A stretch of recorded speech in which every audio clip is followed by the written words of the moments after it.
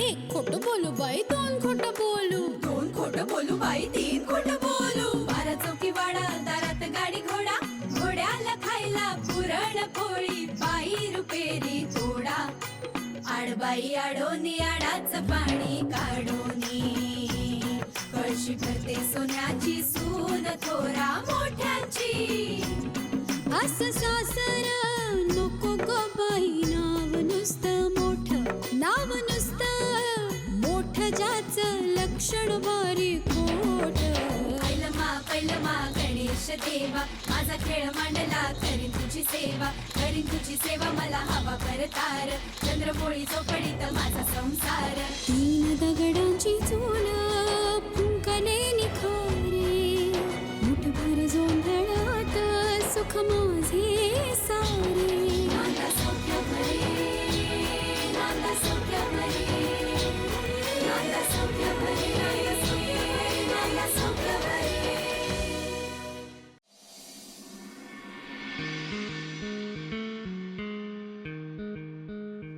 ए बा जरा जाऊन येतो मी.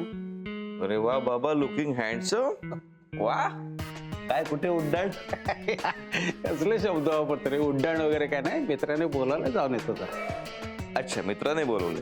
बर, काय ललिता पण घरात नसते, त्याचा फोन आला, म्हणाला येतोस का, बसू जरा, म्हटलं येतो. बसू. म्हणजे गप्पा मारत बसू, तू समजतोस तसलं काही नाही, गप्पांचा फड आहे फक्त. बर, रात्रीच्या जेवणाचा काय प्लॅन? म्हणजे काय बनवायला सांगू बायकोला? तिला सांगावं लागेल ना. तिला सांग म्हणावं काही नको. तुमचा फक्त गप्पांचा प्लॅन आहे ना? गप्पांनी पोट भरणार नाहीये. ए अरे, गप्पा मारून माझं पोट भरणार नाही, मला माहिती आहे. तुला माहिती आहे ना, लग्नाचं जेवण झालं तरी सुद्धा मला घरची आमटी भात लागतेच. म्हणून विचारतोय की रात्री काय जेवणार. स्पेशल असं आहे हा, की मी माझ्या बायकोला भेटायला जाणार. जा जा, तिला खूप आनंद होईल. तिला आनंद होईल की नाही मला माहिती नाही, पण मला नक्की बरं वाटेल. घरी खूप सुनं सुनं वाटतं रे. तुम्ही मुलं जाता आपापल्या कामाला, एकटं एकटं वाटतं घरी. बाबा, टोमण्यांची पण सवय झालेली असते रे माणसाला, नाही का? मला कळते तुम्हाला काय सांगायचंय. बाबा, तुम्ही जा मित्राबरोबर गप्पा मारा, मस्त धमाल एन्जॉय करा. हा, हो. चल येतो. ओके, छत्री घेऊन जा. हा, हो हो, बरी आठवण केलीस रे बाबा. लवकर ये. आणि हो येतो. बाबाई बाहेर गेले म्हणजे आता फक्त मी आणि माझं काम, आम्ही दोघ. बाबा बाहेर गेले, आता स्वानंदी येणार, म्हणजे घरात फक्त मी आणि स्वानंदी, आम्ही दोघच असणार. येस, रोमॅन्टिक काहीतरी सुचतंय, म्हणजे काहीतरी सरप्राईज प्लॅन केलं पाहिजे. येस येस, काहीतरी प्लॅन केलं पाहिजे. ऑफिसचे पेपर सरप्राईजची वाट लागेल. या काका.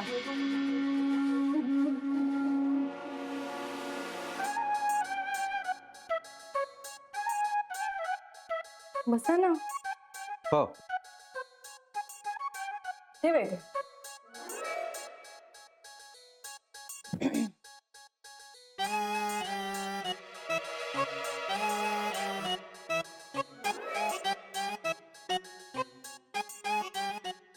छान आहे हा बाळा घर तुझं. ओ थँक्स. तुम्ही पहिल्यांदाच आलाय ना? हो. चहा आणते. ए नाही नाही, नको, चार पाणी दे जरा.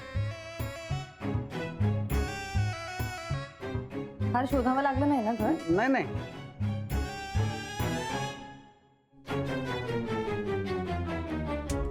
थँक्यू.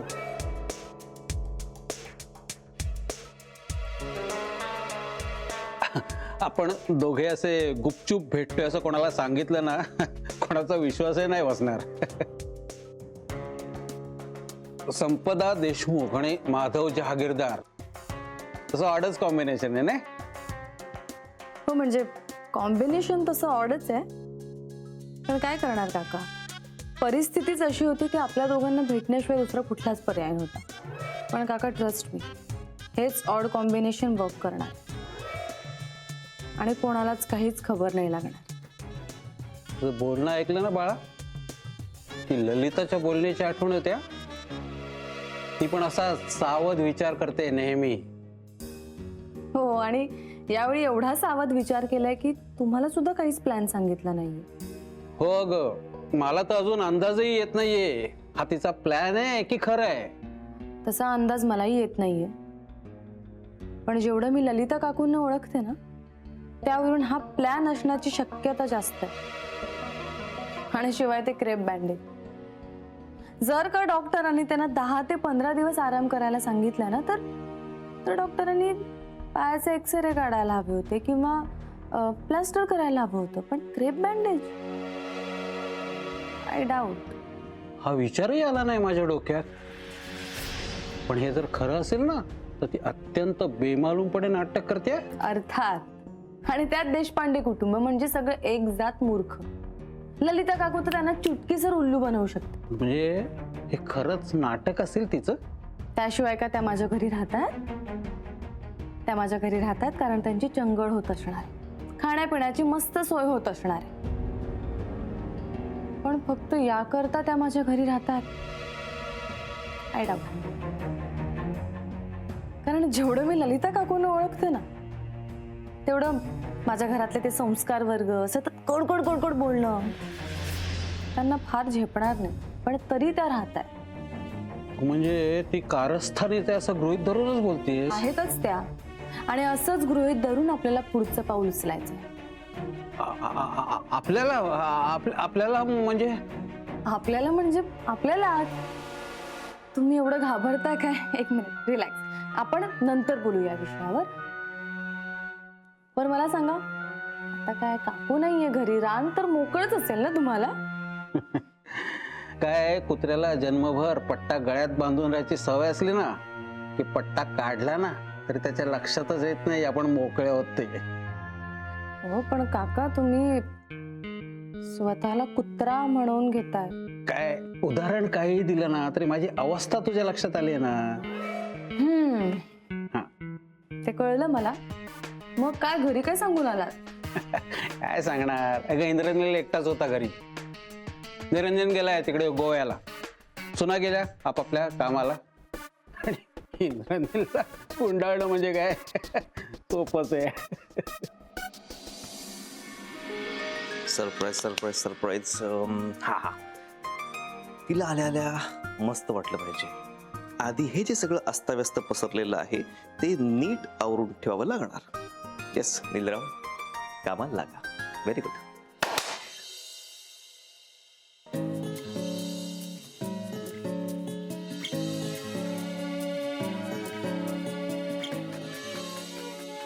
नाही, पण हा टी बॉय, त्याला काहीतरी कव्हर घातलं पाहिजे. कव्हर. हा,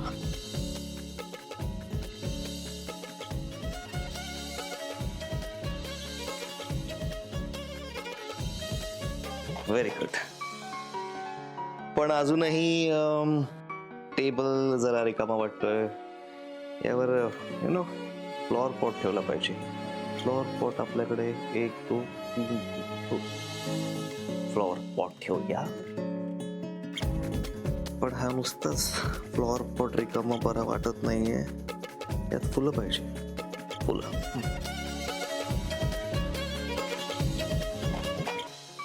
नाही, पण अजून काहीतरी पाहिजे. म्हणजे यु नो संध्याकाळ कशी रोमॅन्टिक झाली पाहिजे. हा हा हा, कॅन्डल्स.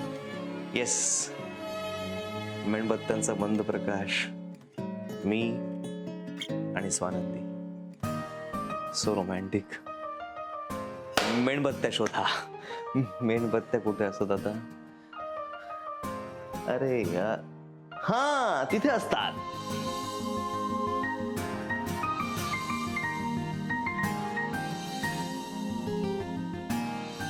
येस, आता अरेंजमेंट कम्प्लीट. पण अजूनही काहीतरी मिसिंग आहे. अजून काय करता येईल? काय करता येईल असं स्पेशल नील टच, नील टाईप. काहीतरी छान, असं की ज्यामुळे ना जरा मजा येईल. म्हणजे 4 चांद लग जाएंगे. काहीतरी धडाकेबाज. नील. ओह, ओके. नील टच सुचलंय. धमाका झाला पाहिजे काका. काहीतरी सॉलिड केलं पाहिजे. त्याने बघे बाई, हे धमाके बॉम्बस्फोट हे सगळं ललिताचं काम आहे. आपल्याला कसं जमणार? असं कसं बोलताय तुम्ही? आत्ताच म्हणालात ना की माझ्याकडे बघून तुम्हाला ललिता काकूंची आठवण येते. हो, म्हणजे म्हणालो मी, पण काय काका, तुम्ही माधव जहागीरदार, तुम्ही माघार घेताय. काका, तुमच्याच आशीर्वादाने मी या प्रकरणात हात घालते. हे बघा, तुम्ही ललिता काकूंचे गुरु आहात म्हणजे तर त्या अर्थी माझे महागुरु. अगं, गुरुना विचारतोय कोण? हल्ली शिष्यांच्या चलतीचे दिवस चाललेले आहेत. नाही नाही काका, असं नका करू. हे बघा, तुम्ही जर असे हातपाय गाळले तर ललिता काकूंच्या विरोधात डाव रचताना माझी साथ कोण देणार? ललिताच्या विरोधात? बाई, मला नाही जमणार, आधीच सांगतो. हा नाही काका, हे जर का तुम्हाला नाही जमलं ना तर कोणालाच जमणार नाही. जसं तुम्ही त्या शिष्याला एकापेक्षा एक डाव शिकवलेत तसंच या शिष्याला पण शिकवा. त्याबद्दल तुम्हाला रितसर फी दिली जाईल, तेही कॅश. कॅश म्हणजे रोख? Yes, cash. आणि मला खात्री, ललिता काकूने तुम्हाला 500 पेक्षा मोठी नोट कधी दाखवलीच नसेल. नाही अगं, आणि ती सुद्धा ना कधी कधीच. म्हणजे थोडक्यात काय, तुमचं बुजगावणं करून ठेवलंय. जे होतंय ते बघायचं, काहीच बोलायचं नाही, तुमच्या मतांना काही किंमत नाही. पण काका, खऱ्या अर्थाने हे सगळं ऐश्वर्या मिळतं ना सगळ्यांना, ते फक्त आणि फक्त तुमच्या स्किलमुळे. स्किल? त्यात कसलं आलंय कौशल्य? काका, हेच तर सगळ्यात मोठं कौशल्य आहे. तुमच्या डोक्यात जे येतं ना, तर ललिता काकू आणि माझ्या पूर्वजांच्या सुद्धा डोक्यात येणार नाही. नाही, ते बरोबर आहे तुझं, पण हे तिला मान्य नाही. नाही करणार मान्य. खूप स्वार्थी आहेत ललिता काकू. त्यांना ना तुम्हाला तुमचं श्रेय आणि तुमचाच पैसा तुम्हाला द्यायचा नाही.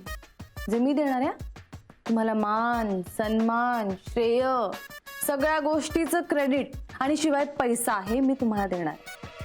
बघा काका, विचार करा. खरंच तुम्ही खूप हुशार आहात आणि नेमकं योग्य त्या वेळी ललिता काकूंचा इशारा मिळाल्यावर योग्य ते बोलणं, त्यांना पाठिंबा देणं, त्यांनी इशारा केल्यावर लगेच गप्प बसणं, हे सगळं हेरलंय हा मी. संपदा, तू म्हणजे अगदी छुपी रुस्तम निघालीस. आता तुम्हाला कळलंच आहे तर या रुस्तमच्या डोक्यावर तुमच्यासारख्या महागुरूंचा हात हवाय.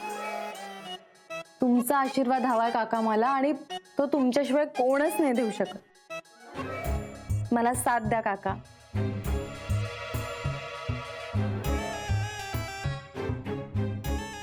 कसला विचार करताय?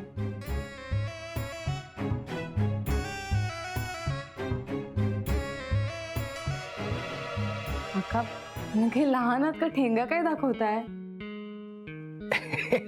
बाळा, ठेंगा नाही, म्हणजे डन डन. तुझा प्रस्ताव मान्य आहे मला. ओह, म्हणजे आपण ललिता काकूंना धडा शिकवायचा.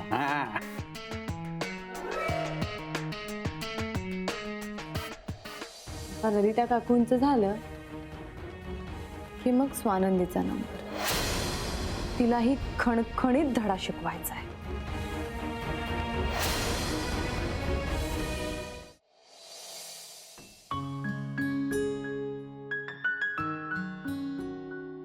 हे काय, लाईट्स ऑफ काय?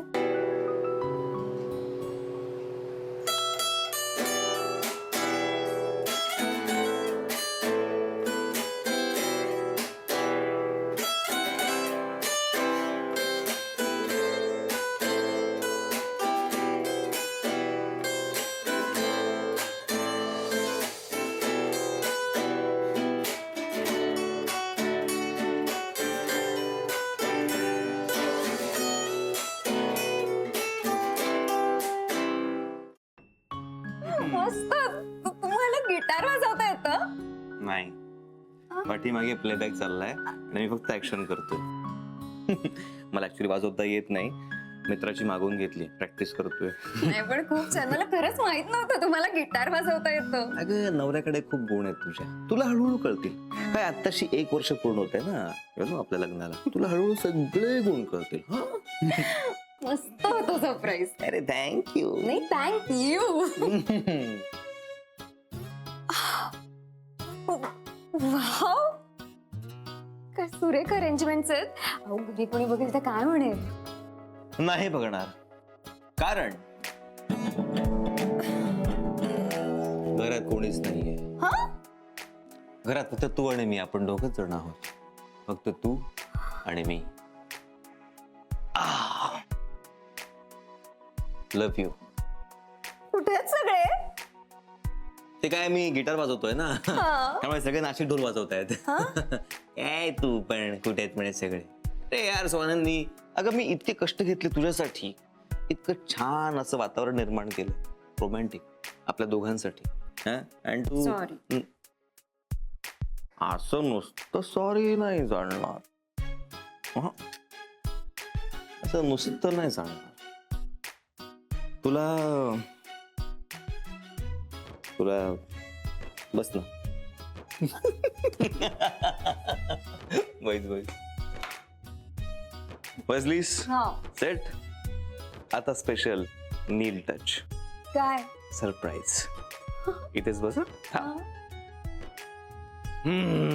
वाव, तुम्ही काय खायला केलंय. येस. थांब ठेवतो. हा. उघडायचं नाही. हा थांब. येस. बघू? थांब. हा, आता बघ. Fried rice. वाव. पेस्ट्रीज माय फेवरेट.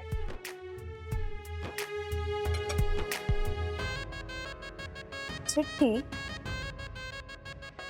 स्पेशल नील टच. या चिठ्ठीमध्ये ना काही क्यूज आहेत. त्या क्यूज मुळे तुला कळणार आहे की माझ्या मनात काय. क्यूज. येस, तेच जे मला तुला सांगायचंय, पण तुला चिठ्ठ्यांच्या द्वारे ते ओळखायचंय. तुझं आणि माझं एक वेगळंच नातं आहे.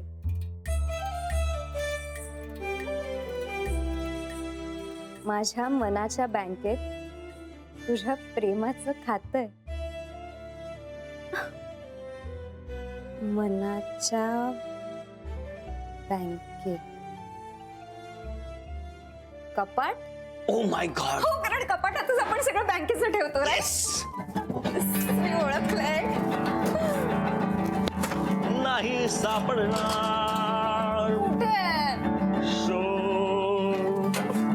अरे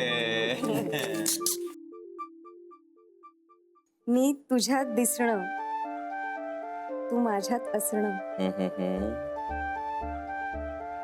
मनाच्या या टीव्ही मध्ये एकमेकांचं हसणं. टीव्ही. शोधा.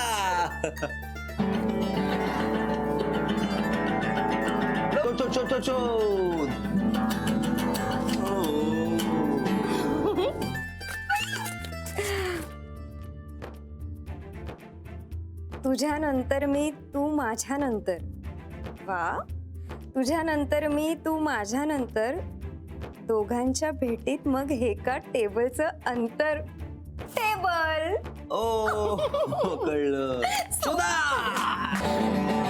इथे ऑलरेडी होती एक चिठ्ठी.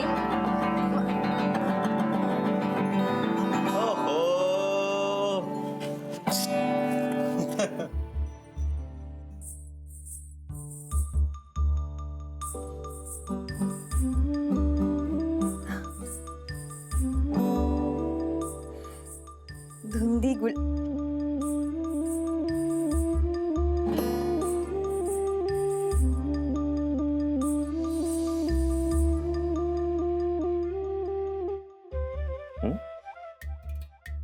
धुंदी गुलाबी की वेडेपणा, प्रेम प्रेम म्हणतात ते हेच ना, धुंदी गुलाबी की वेडेपणा, प्रेम प्रेम म्हणतात ते हेच ना, हेच हेच